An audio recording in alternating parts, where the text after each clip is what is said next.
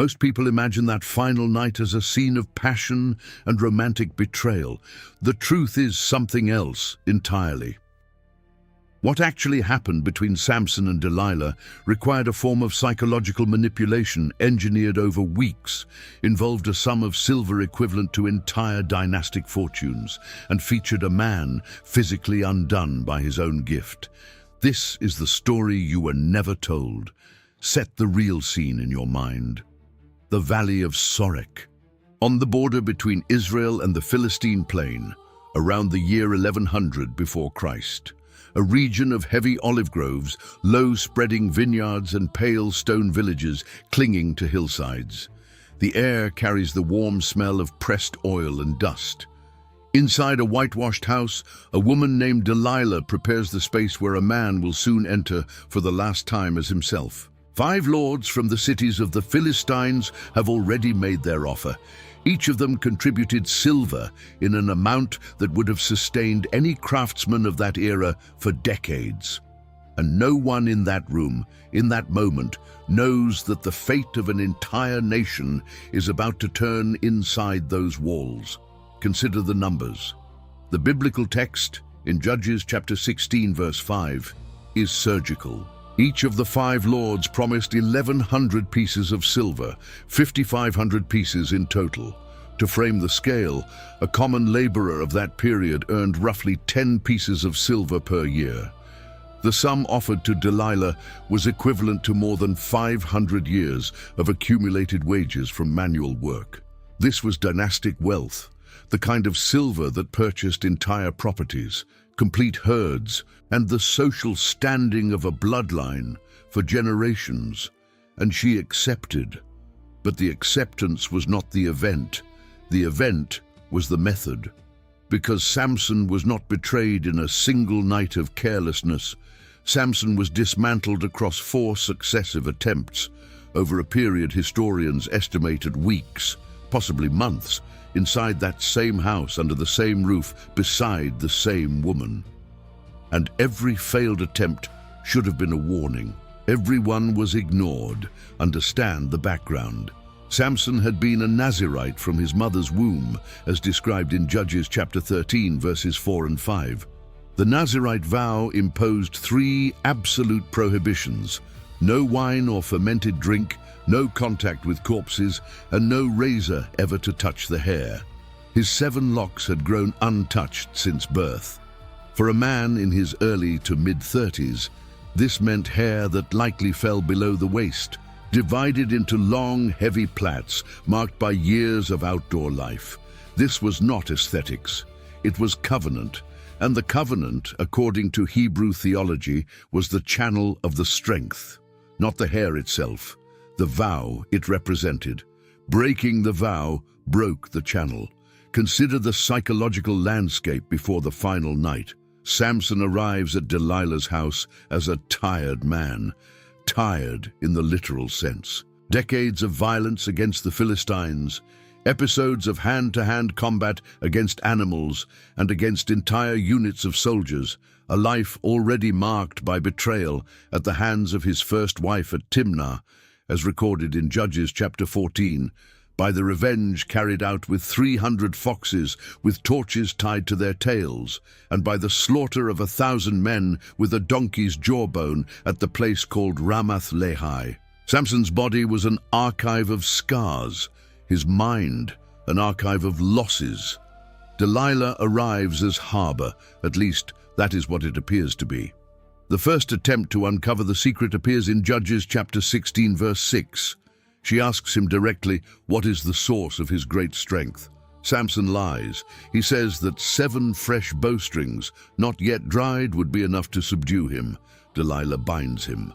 The Philistines emerge from the concealed chamber. Samson snaps the cords as if they were threads of burnt flax. It fails.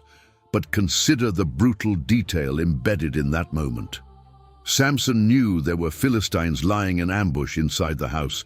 He heard them, he felt it, and he stayed anyway. Why? Because between the instinct to flee and the bond that had been built, the bond won. And that is the first indication of what was truly happening. Samson was not a lovesick fool. Samson was entangled in an emotional dependency that modern psychology would call coercive, in which the cycle of manipulation and reconciliation produces a chemistry of attachment stronger than any rational alarm. The second attempt repeats the same pattern. New ropes, never used. Samson lies again. He is bound. He breaks free. The Philistines fail again to capture him. It fails. The third attempt raises the stakes. Delilah weaves Samson's 7 locks into the fabric on a loom and fastens them with a pin. Consider that moment. He slept in that house with his hair woven into a loom. He physically allowed her to handle the most sacred symbol of his vow. He woke up, tore free the loom, the pin, and everything attached to it, and walked out.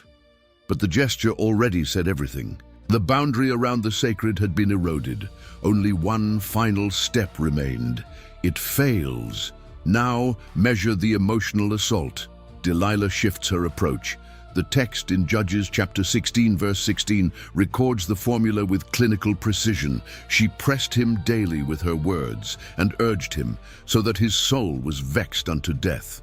The original Hebrew expression suggests complete exhaustion, a depletion that turns refusal into an unbearable weight.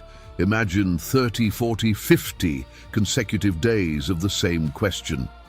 Imagine the tone cycling between weeping, seduction, accusations of not being loved, prolonged silence, and warm reconciliation. Imagine the cumulative effect on someone already carrying the wreckage of 2 failed relationships and a public life of unrelenting violence. The psychological pressure was a more effective siege than any Philistine battalion. And then the night arrived. The text does not describe intimate details, but it describes enough. Samson reveals everything. He tells her that no razor has ever come upon his head because he has been a Nazirite to God since his mother's womb. He tells her that if he is shaved, his strength will leave him and he will become like any other man. And here is the detail most people miss. Delilah recognized in that moment that this time he had told the truth. Judges chapter 16, verse 18, records that she saw that he had told her all his heart. This was not feminine intuition. It was technical reading. She had already heard 3 false versions. She knew what a lie from Samson sounded like, and this time she heard a different tone, the broken voice of a man who had surrendered. She sent word for the lords of the Philistines. They came bringing the silver in their hands, the 5,500 pieces, counted into small leather pouches, most likely in uncoined silver bullion, consistent with the standard of the late Iron Age in the Canaanite region. Follow what happened next. Delilah made him sleep upon her knees. That detail matters. This was not an accidental sleep. It was a sleep induced by physical closeness, by false security, by the accumulated exhaustion of weeks of emotional pressure. And while Samson slept, she called a man and had him shave the 7 locks from his head. 7 locks, 7 plaits that had been growing since birth. Approximately 3 decades of untouched hair cut away in silence while the head of their owner rested on the lap of the woman he loved.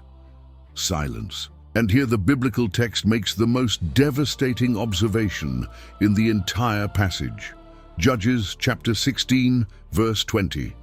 Samson awoke from his sleep and said, "I will go out as before and shake myself free." And he did not know that the Lord had departed from him. He did not know. That is the detail that transforms the entire episode into documentary tragedy. It was not merely physical strength that had been lost, it was presence. It was the awareness of the covenant itself. The strongest man in the history of Israel woke that morning without knowing that he was no longer who he had been. He tried to rise, he tried to shake himself, and he discovered in seconds that the mechanics of the miracle were over. The Philistines seized him. What they did next is described with cold precision in Judges chapter 16, verse 21. They put out Samson's eyes. They brought him down to Gaza, They bound him with fetters of bronze. They set him to grinding grain in the prison. Calculate the physical magnitude of what this means. Blinding a man by the procedure of that era involved a heated iron or a curved blade inserted through the orbital socket. The optic nerve was destroyed. In many cases, the brain was affected by secondary infection in the days that followed. The survivor lost vision permanently, but lived with chronic pain, extreme sensitivity to residual light, and deep scarring across the face. Bringing him to Gaza meant a journey of approximately 60 kilometers from the valley of Sorek, traveling Philistine roads with Samson in chains, displayed along the route as a trophy. To scale that distance, it is comparable to marching from one major regional city to another under forced conditions, with each stop representing a new public humiliation. The bronze fetters weighed several kilograms each. 2 full sets meant a constant weight on ankles and wrists, sufficient to cause injury to the tarsal bones and ligaments within a matter of weeks. And the mill. Think about the mill. This was not the domestic hand mill operated by women in a household. This was a prison mill, a heavy stone cylinder that was ordinarily turned by an animal, usually a donkey or an ox. Samson replaced the animal. He walked in circles, day after day, driving a wooden beam against his shoulder, rotating the stone that crushed the grain. Blind, in chains, alone. Historians estimate that a full shift at a Philistine prison mill lasted between 10 and 12 hours daily. The ration was hard bread and water. The environment was dark, damp, permanently smelling of rancid flour and human sweat. There was no conversation. There was no meaningful rest. There was no more vow. There was no more hair. And there was no more strength. For months. This is the part almost no one narrates. Samson was imprisoned at the mill in Gaza for a period that commentators estimated between 6 months and 2 years. Long enough for his beard and hair to begin growing again. Long enough for a mind to break and reconstitute itself. Long enough for a man who had defined his entire existence by brute strength to learn, in the absolute silence of blindness, what remained when the body no longer answered. And it was exactly that interval that changed everything. Judges chapter 16 verse 22 records, with an economy of words, one of the most loaded sentences in the Hebrew Bible. The hair of his head began to grow again after it had been shaved. The sentence appears innocent. It is not.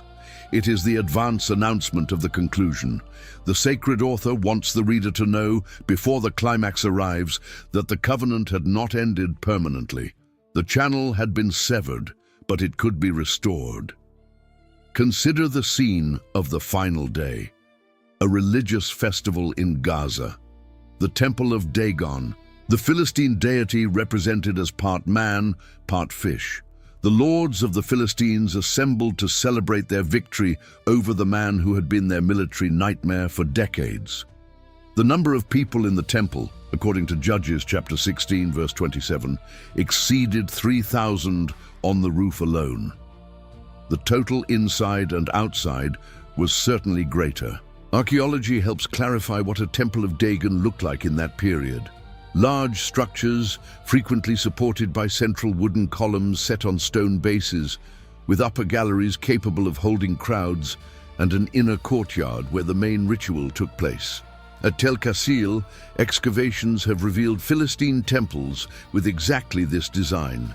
2 central columns spaced roughly 2 meters apart, supporting a master cedar beam that held the entire roof. 2 columns. Consider that architectural detail. It was not coincidence. It was the foundation of the ending. Samson is brought to the temple to be mocked. He asks a young man to lead him to the central columns so that he can lean against them. The young man obeys. And there, at the center of that packed temple, blind, in chains, with his hair already grown back, the man who had been humiliated for months makes his final request. Judges chapter 16, verses 28 through 30, records the prayer.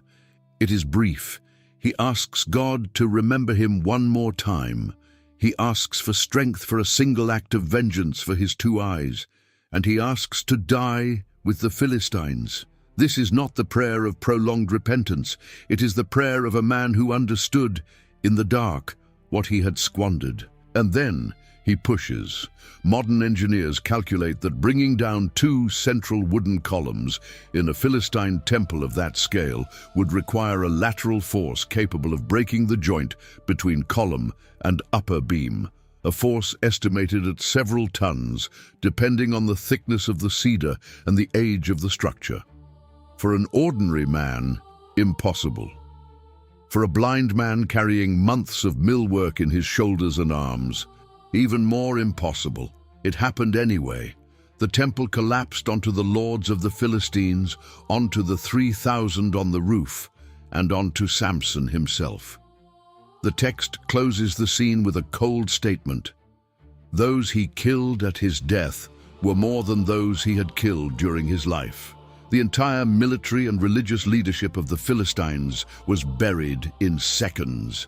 The 5 lords who had paid the silver, the commanders, the priests of Dagon, the people who held the political power of 5 entire cities, all of it beneath stone and timber and dust. Look at what remained.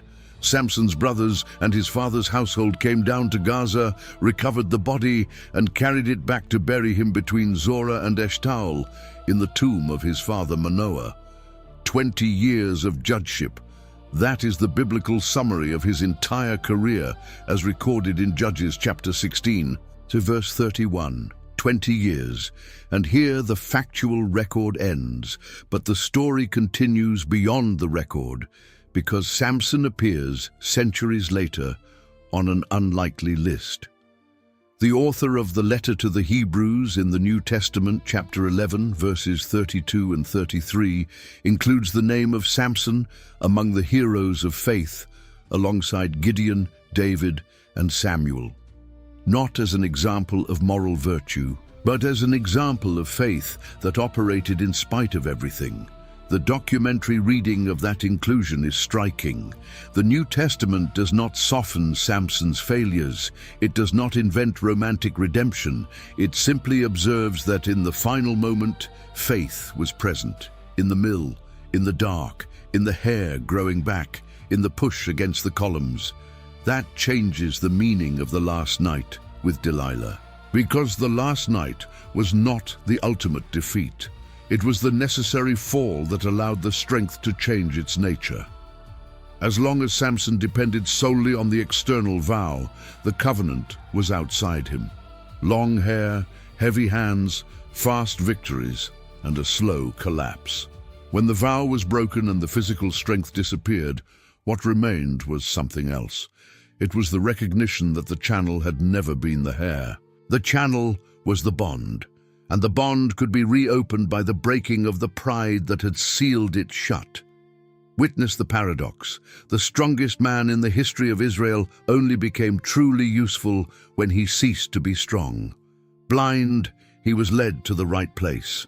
In chains, he was positioned between the 2 columns he needed to reach. Humiliated, he was granted the only audience in which the entire enemy leadership was gathered in one location at one time.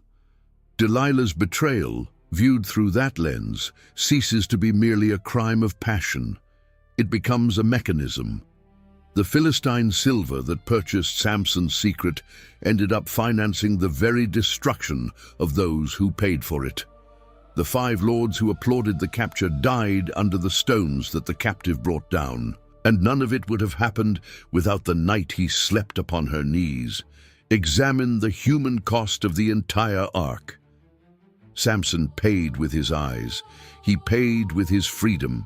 He paid with months at the mill. He paid with his life in the moment the temple came down. His family paid with the loss. The people of Israel paid with 20 years of judgeship that ended inside a collapsed temple. The Philistines paid with the leadership of 5 cities annihilated in a single afternoon. And Delilah. The biblical text does not record what became of Delilah. Some later rabbinic traditions speculate that she was inside the temple among the 3,000. Others say she took the silver and disappeared. The Bible, faithful to its pattern of economy, confirms neither. It simply removes her from the narrative at the exact moment her function in the story ends. That silence may be the most documentary detail of all, because it shows that she was never the focus. The focus was the man who was broken, and inside the breaking found the only way to fulfill the purpose for which he had been born. And this is where the Christological reading enters, with documentary distance, not devotional tone.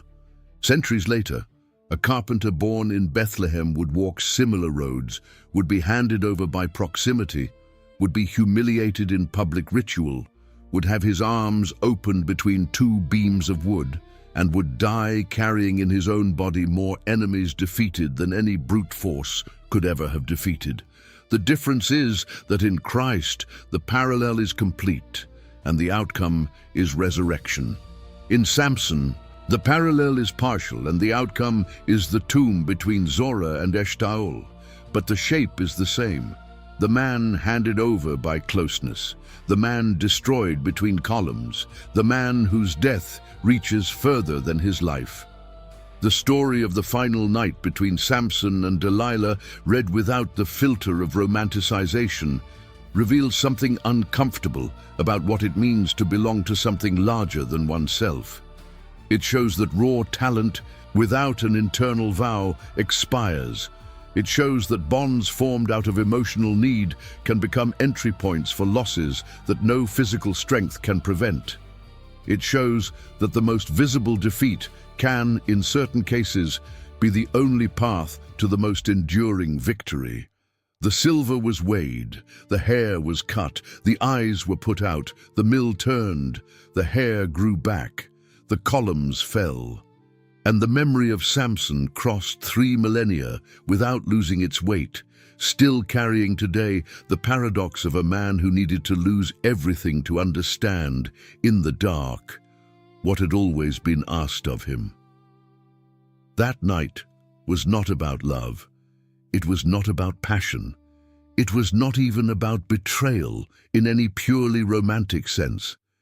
It was about the moment when human pride, exhausted by accumulated manipulation, surrenders the last sacred boundary and discovers, too late, that the sacred was never negotiable. And when the sacred is negotiated, the price is never the silver agreed upon at the front end. The price is always what comes afterward, in the silence, when no one is watching anymore and the mill begins to turn.